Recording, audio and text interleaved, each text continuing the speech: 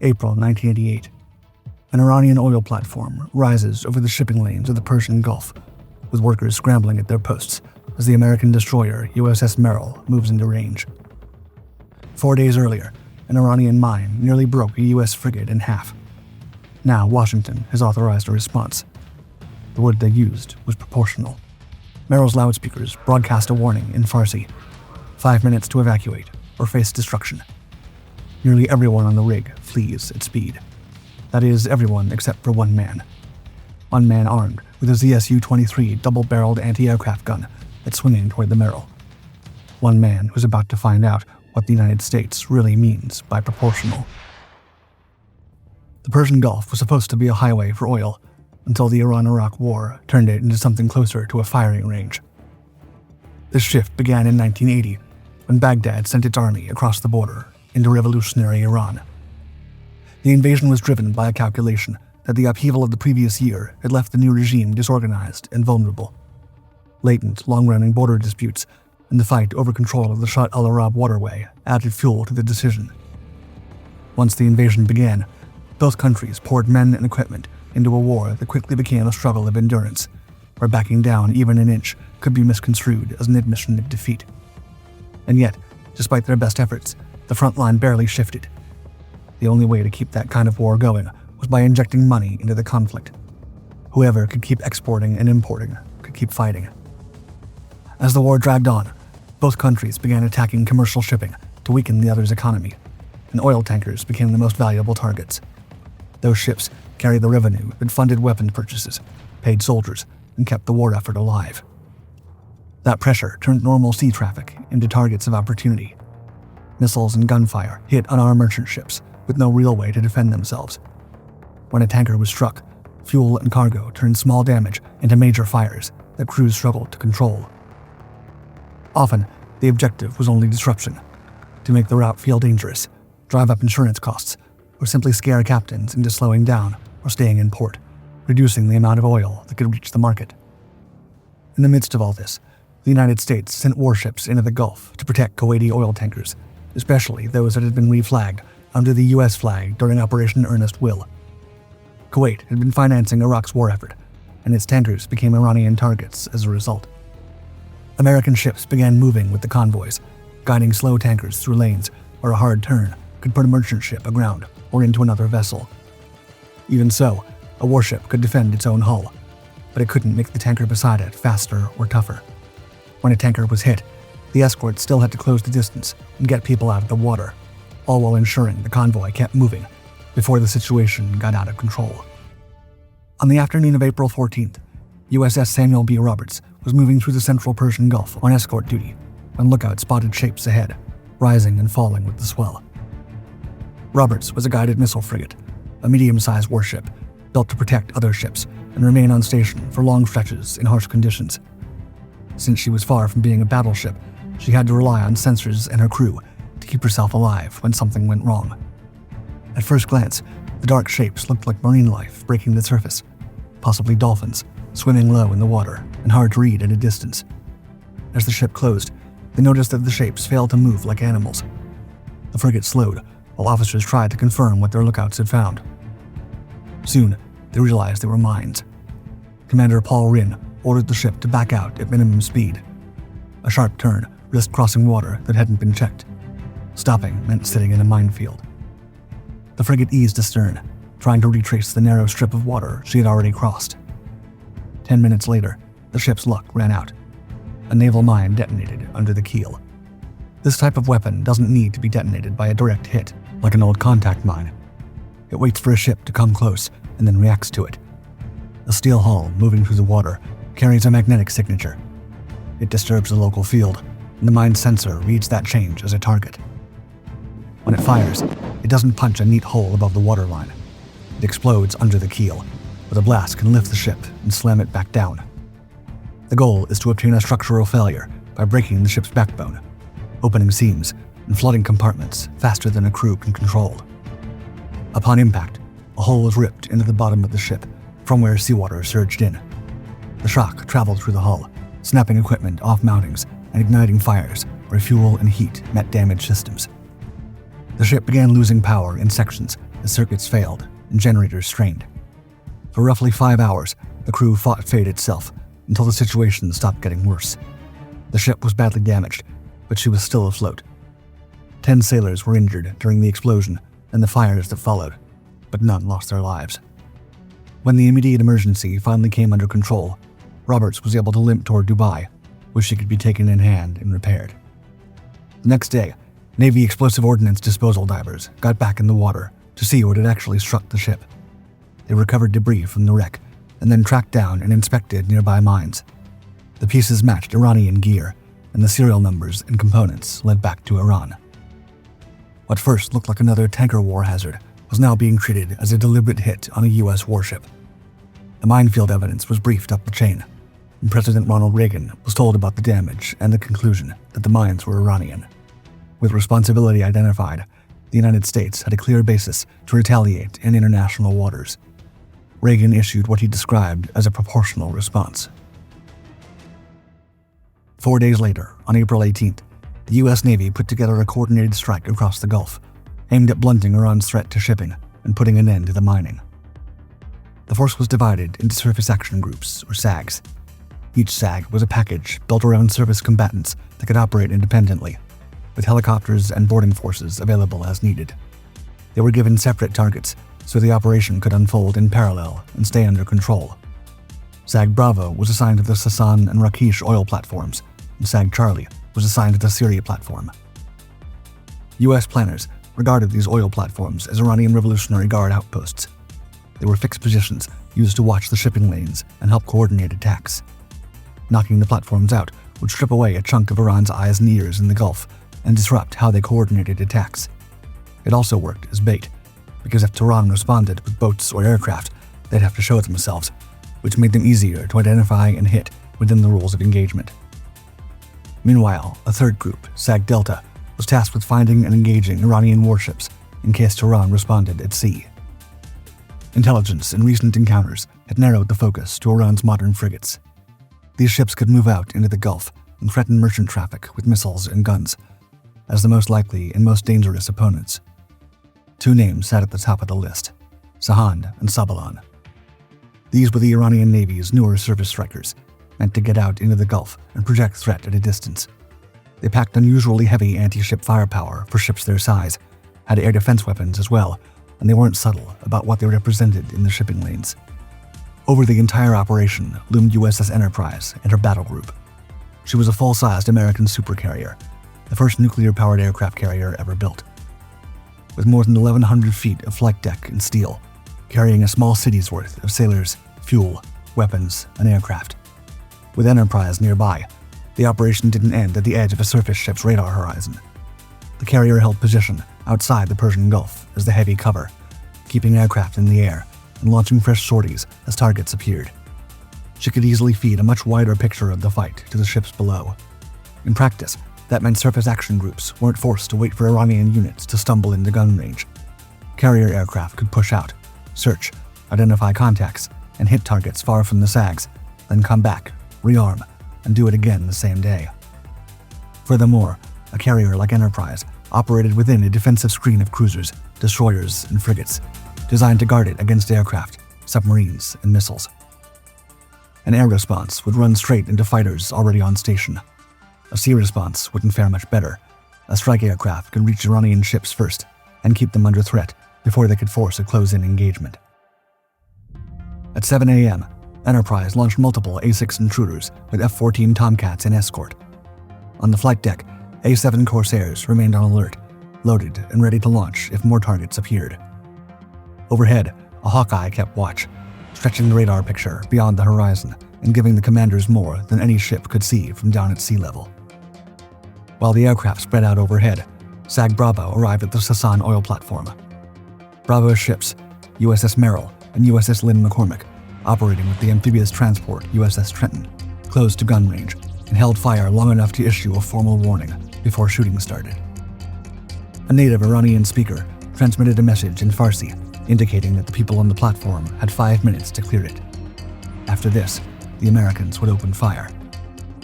The reaction on the platform was immediate, with men moving quickly toward 2 small tugs tied alongside. Once their lines were thrown off, the tugs pulled away at speed, putting distance between themselves and the structure, while the U.S. ship stayed in place and watched for anyone still on the decks. Captain James Perkins, aboard Merrill, extended the deadline to 20 minutes as a show of good faith, giving the remaining personnel time to leave. At 8:08 a.m., the platform was told that time was up, and the destroyers opened fire with their 5-inch guns. The first shells were set to burst in the air off target, as an unmistakable warning meant to push any remaining personnel off the exposed decks before the guns walked onto the structure. Someone still on the platform decided to answer back with gunfire. ZSU 23mm anti-aircraft guns opened up on the ships. Tracers fell short and splashed into the water, but the intent was clear. Merrill responded at once, firing a salvo that destroyed the gun position and stopped the fire. After that exchange, the Iranians asked for a ceasefire. Revolutionary Guard personnel gathered where they could be seen, and one of the tugs edged back in to take them off the now smoking platform. Once the last men cleared, Bravo resumed the bombardment and kept it up for roughly 40 minutes. Around 9 a.m., 2 Cobra gunships arrived and began working the platform over with anti-tank missiles into the barracks and 20mm cannon fire ripping across the topside as the last intact sections were hammered down. To finish the job, a Marine assault force lifted off from USS Trenton in UH-1 helicopters, landed briefly on the platform, and planted demolition charges in the structure. Hours later, Sasan erupted in a deafening explosion, leaving nothing intact. SAG Charlie was executing a similar mission on the Syria platform at the same time, planning to send Navy SEALs in after defenses were neutralized. Charlie also issued warnings, granted extra time for evacuation, and then opened fire.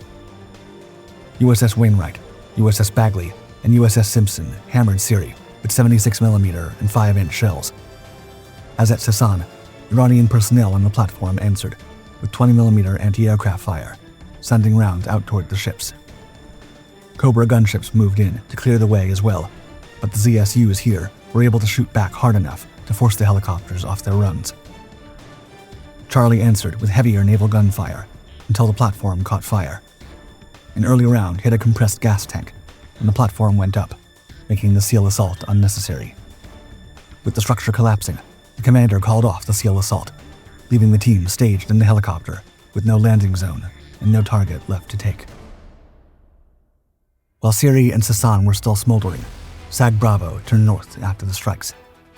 Their radar picked up a surface contact closing fast, moving at around 25 knots with a steady bearing. Fire control teams began building a solution. Missiles were readied, and even a helicopter went up to keep an eye on it before the steel was launched across the water. The ship turned out to be a Soviet Sovremenny-class destroyer that had steamed into the same stretch of water. In 1988, the Cold War was still active, and the Persian Gulf was too important for Moscow to ignore. The Soviet Navy maintained a presence in the region, monitoring American movements as the U.S. monitored its own elsewhere. When something large and violent unfolded, they showed up to see it firsthand, which is why Bravo's commander challenged the contact by radio. He got an answer that sounded almost casual, and the Soviet captain stated in broken English, quote, "I'm here to take pictures for history." Soon after, the destroyer turned away and backed out of the area. Moscow made it clear that it was watching, but also that it wasn't stepping in. Meanwhile, Iran's response came in the form of Revolutionary Guard speedboats. Since they were aware they didn't have the power to fight America on its terms, they adopted a different strategy. They sent the speedboats out in groups of small hulls, skipping across the chop at high speed, carrying machine guns and short-range rockets. Their objective was to create as much disruption as possible. Their targets became the merchant vessels moving around the area. They rushed in close, on ships that couldn't accelerate away or turn sharply without risking collision or grounding. Gunfire cracked across open water. Tracers walked up hulls and across decks. Crews on civilian ships tried to get out a radio call while they were still afloat and still had power. Distress calls started flooding the net. One of those calls came from U.S.-flagged supply ship Willie Tide, taking fire in daylight. That was when Enterprise's air wing turned from cover to direct action. A-6 intruders were vectored in from the carrier, guided by the larger radar picture overhead, and pushed toward the reported contact. When they arrived, there was no tidy target in sight. The speedboats were small and fast, constantly changing course, They threw spray off their bows and blended into the glare and chop. Locking onto them meant committing to an attack run that could easily end in a miss. The intruders stayed in and released rocket canisters, cluster bombs that pop open and spread submunitions over a broad area. And even then, the first drop didn't score a clean result, since the speedboats were still juking at full speed and the bomblets fell short and behind. However, on the second run, one of the speedboats took direct hits. The submunitions tore into the hull, and the boat's forward motion collapsed almost instantly. It slowed sharply and lost steerage before it settled. The remaining craft broke contact and turned away at speed. The intruders remained overhead long enough to confirm the boat was disabled and the attack had dispersed, then moved on to the next task. By noon, the surface groups were dealing with issues faster than they could resolve them. Nobody thought the next contact would politely ease into range. The next one would charge in fast, with weapons on board. A new radar track appeared off Sag Charlie's bows and kept closing. The group shifted course to meet it, and a helicopter was sent out to identify what was coming in. It was Joshan, an Iranian missile boat known to carry a Harpoon anti-ship missile. As much as he wanted to fire on the spot, Captain Chandler, on the guided missile cruiser USS Wainwright, knew the rules of engagement. Without a clear hostile act, he couldn't just open fire because the contact felt dangerous. And so, he broadcast repeated warnings, ordering Joshan to turn away, and that the ship would be engaged if it didn't leave the area.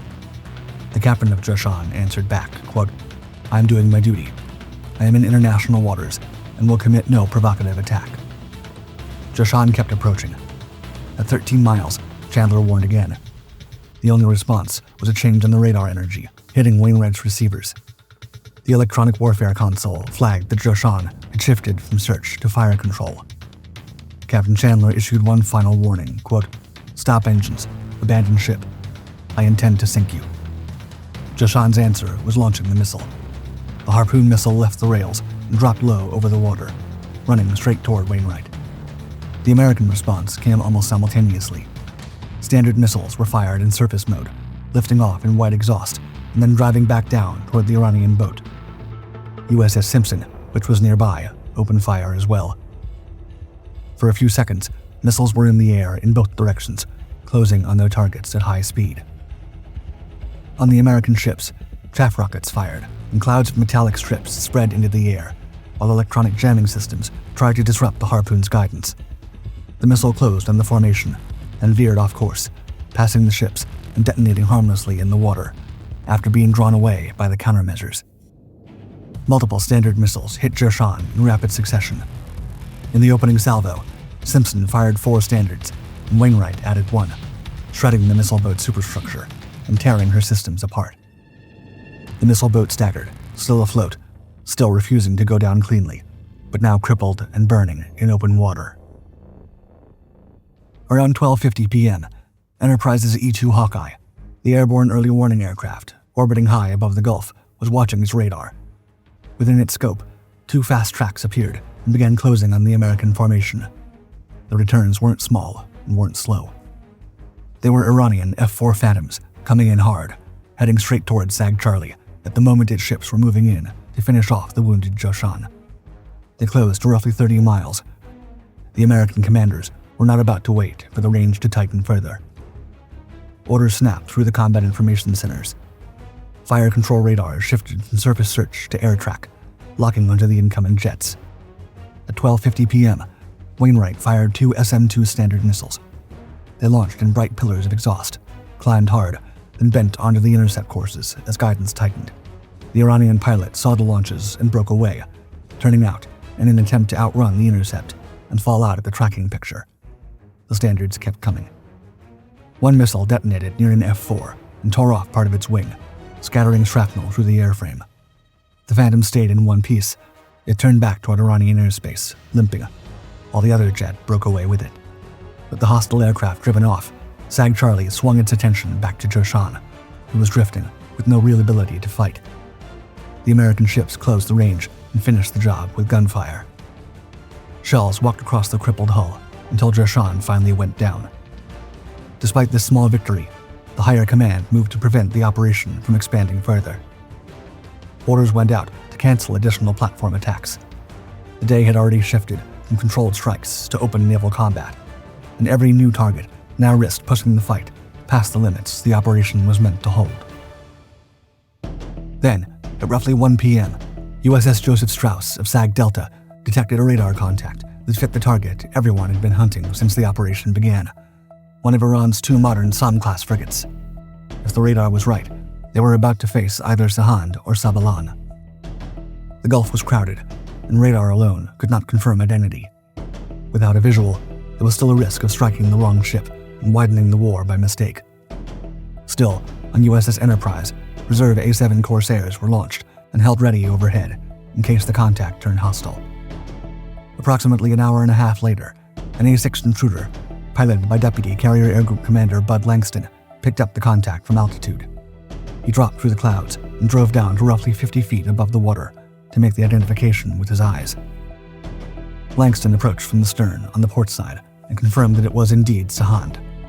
Unfortunately, the moment the intruder committed to that low pass, Sahand could now see his plane as well.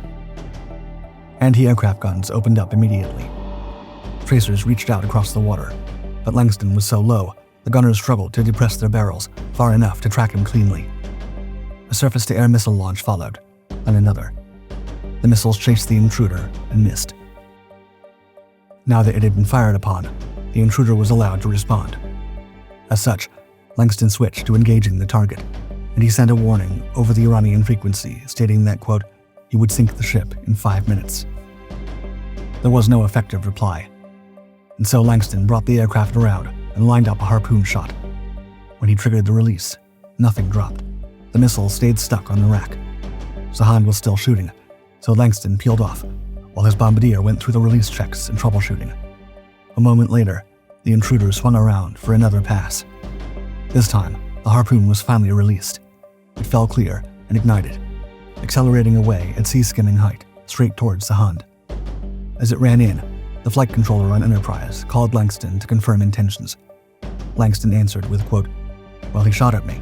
I'm now 12 miles out, and I just launched a harpoon missile, and am waiting for it to hit. Seconds later, the harpoon hit Sahand amidships. The frigate's forward motion collapsed, and fire spread through the hull. Langston rolled in again and dropped a 500-pound laser-guided bomb, placing it into the burning ship as the smoke thickened and the damage began to cascade. He transmitted the coordinates for follow-on aircraft and set up one more run with 2,000-pound skipper bombs. By then, SAG Delta's surface ships were closing in. USS Joseph Strauss launched its own harpoon at the crippled frigate, while additional A-6s and A-7s attacked the target. Sahand burned through the afternoon, her crew unable to contain the damage. Late in the day, the fires reached her magazine. The resulting explosion tore through the ship in a violent blast. One of Iran's most capable surface combatants was gone. The smoke from Sahand was still rising when another contact emerged on radar. The second Somme-class frigate, Sabalan, was moving out from Bandar Abbas. Aircraft from Enterprise were vectored toward the contact. Among them was another A-6 intruder, already airborne and rearmed after earlier strikes. As the jet approached, Sabalan reacted fast. Surface-to-air missiles lifted from her deck and streaked toward the incoming aircraft. They missed, but the intent was clear. The second frigate was not staying passive. The A-7 climbed to set up an attack run. At roughly 17,500 feet, the pilot rolled the aircraft over and pushed into a steep dive, angling down toward the frigate at about 35 degrees. Below, Sabalan's gunners answered with heavier fire than Sahand had managed earlier. Anti-aircraft bursts and tracers climbed toward the diving aircraft, cutting across its flight path as the pilot held the attack line. The bombardier called a release. The 500-pound laser-guided bomb separated cleanly and began its guided fall. Seconds later, it struck. The bomb penetrated deep into Sabalan before detonating in the engine room. The blast tore through internal compartments, knocking out the power. Other aircraft arrived overhead, ready to continue the strike and repeat the feat already executed on Sahand. Instead, not long after the engine room hit, direction came down to stop offensive action. Defense Secretary Frank Carlucci and Chairman of the Joint Chiefs of Staff Admiral William Crowe judged that the operation had met its purpose.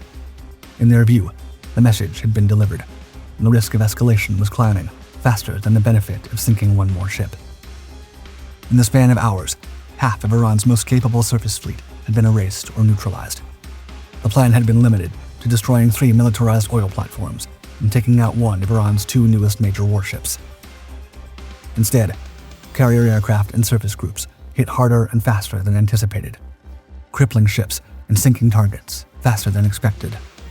By this point, the proportional response could no longer be called proportional. The Pentagon had no choice but to pull the plug to avoid a wider war, leaving one of the planned platform strikes undone. So Sabalan was left where she was, dead in the water, burning, and unable to maneuver. Later, tugs would tow her back toward port. However, Iran was not about to take this all in without retaliation. When night fell, Silkworm anti-ship missiles came off land batteries and went out over the water toward U.S. ships, including units operating around the Strait of Hormuz. These were not the small, fast weapons carried by speedboats.